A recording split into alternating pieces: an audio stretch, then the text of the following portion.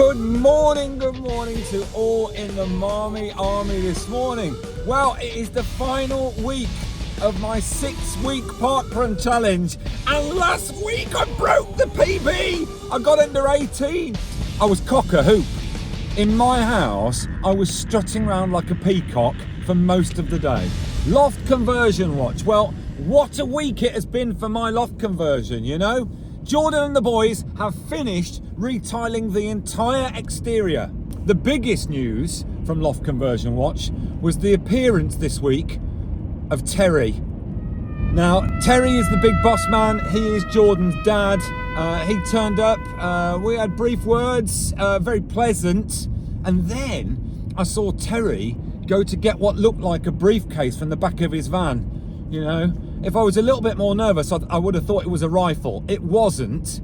And from it, Terry pulled a remote control. So I thought I'd check out what exactly it was that he was doing. So I needed to get to a safe space. I went up to the first floor and shouted from the kids' bedroom window just so he couldn't get me. I said, oh, Terry, mate, what are you doing? And Terry informed me. He said, no, nothing to panic about, not a problem. He said, I'm just sending this up here. I'm going to get your drone photographs done. I said, oh, Terry, I said, no. I said, I think there must have been some sort of mistake, Terry. She doesn't like having a photograph taken. Oh, these jokes. It's becoming a bit 70s, to be honest with you. I've got to say, my wife has been a rock throughout this loft conversion thing. She's far better at it than me. She is dealing now exclusively with Ben the Boilerman, and she's kidding herself that they're engaging in a kind of a bit of flirtatious banter. I caught her chuckling on text the other day. I said, what are you doing? She goes, oh, it's just Ben. Ben said something really funny. What Ben had said was, it's either going to be £3,500 or £3,000. There's nothing funny about that.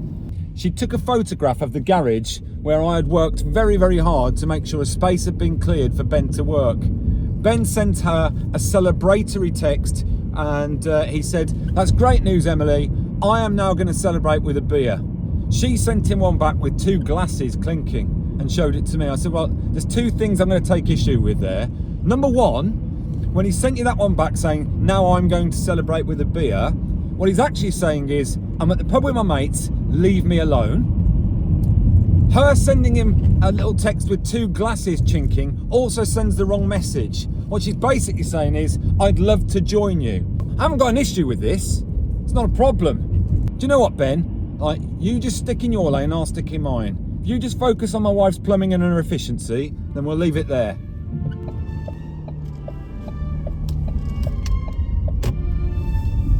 So this morning, where am I? I'm at Walsall Arboretum! Of course I am. Was I really going to just do a bit of mindless parkrun tourism and just trot round some sort of dead water? Absolutely not. What I'm doing is turning up to the Monza of running. This place is PB City, apparently.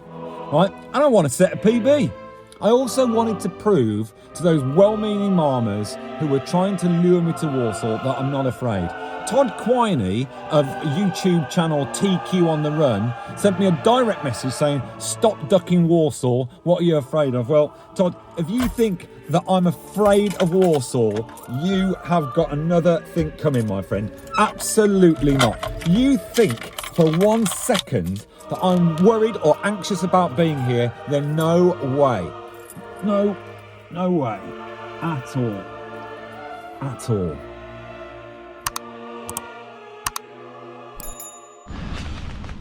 So, what prompted my decision this morning? Well, as I said to you, I could have coasted this one. I could have just gone to Solihull. I haven't done that so far on my 6-in-6.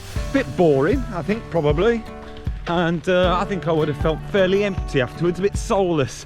Like I'd dodged something, like I'd snubbed somebody, which I don't want to do. So I've come here. Haven't bought a wind cheater or a rain top, but what I did find in the car was a unicorn umbrella, which I intend to jettison at the start. The girls haven't been into unicorns for years. Don't believe in them anymore since I told them. But yeah, apparently this umbrella changes colour when the rain hits it. A little bit like my shorts. I think we've all seen that. Just texted my mum actually. She said, "Oh, carpet man's arrived." I said, "All right, brilliant, well done, Mum. Where are you?" I said, "I'm at Walsall." "You must be mad." The good thing about my mum, she's from Bordsley Green. Made a bit of a fool of myself there. The start is clearly back there, and two fellas were just charging off. I put my brolly down now, I don't want to embarrass myself. And two fellas were just charging round. I just said to him, "Look, do you mind me asking why you're running?" He says, "Oh, we're just warming up, but here it's a start. There's usually a lot more people here at the moment, but they must be on the holiday." I don't know whether that's a good accent or not, but it wasn't far off. I've got to say, actually, this is fabulous. You know, I don't really know what I was expecting. You know, broken glass, you know, toddlers offering me cigarettes. I haven't got a clue what I was expecting, but this isn't it. What a beautiful little oasis of greenery. You know, it's going to be great. I've taken the unicorn down. I intend to stash it somewhere where I know I can recover it, but I don't know where that could be. Right, at this point I'm going to stash the unicorn umbrella behind the sign.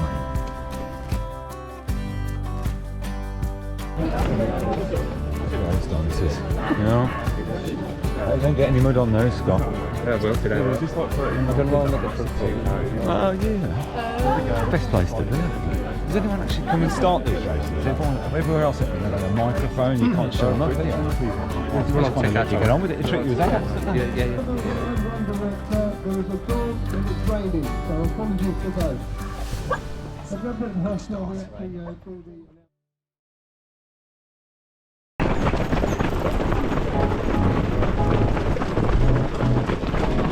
That was a dodgy start, that was. Very dodgy. It is hard to get away at the start of this race. Not a race.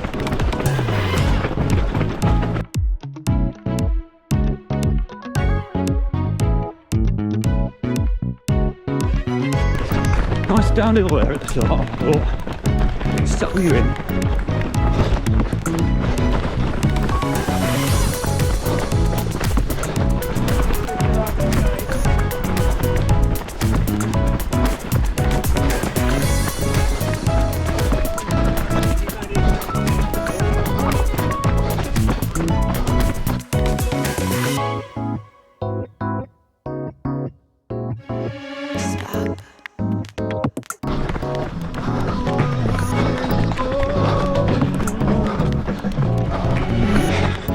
Right, lap 1 of 3. Pleasant, flat, not Stratford flat, but good.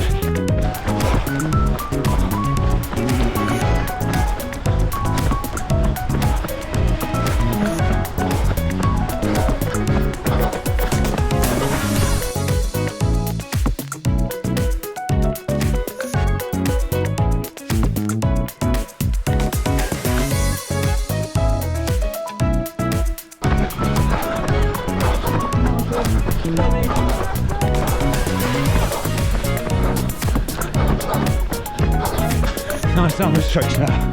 See what I've got in my legs.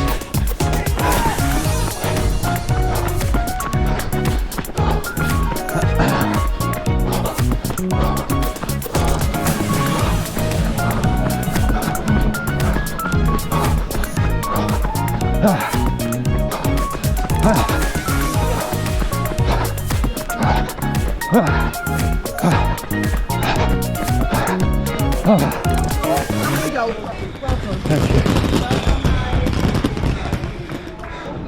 Right. Thank you. Now I'm going to say, I know I came 9th, and Gove is telling me that I did that in 1751.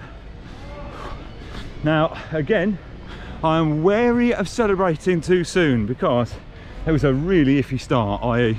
it completely caught him out. I don't think he was expecting it, to be fair. So who knows what that'll do. But 17:51. Either way, I think I can be confident. I think I've gone into sub 18 again, which is great. If I've got a PB, what a way to finish the series.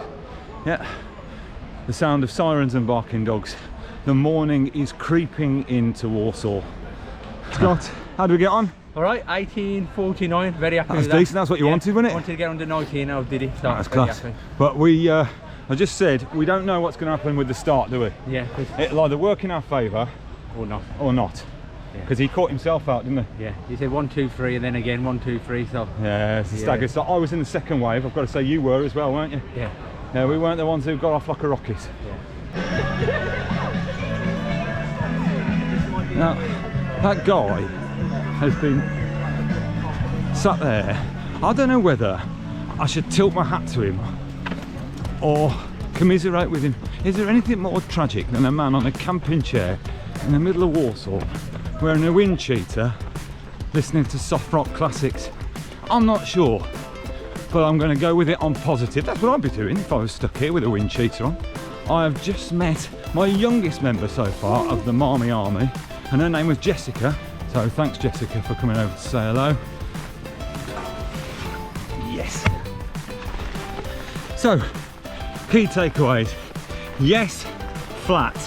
Yes, picturesque course. Yes, busy.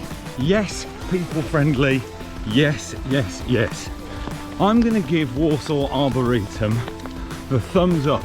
I hope you have enjoyed this series of the last 6 weeks. Parkruns, as I say, I was sceptical about for a long time, and I needn't have been.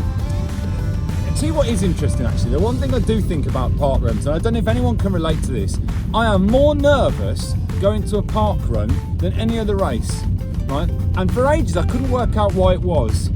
It's because they are so friendly, and they are like these big community events that people are they're not tribal about it, but people take a real pride in their own parkrun course.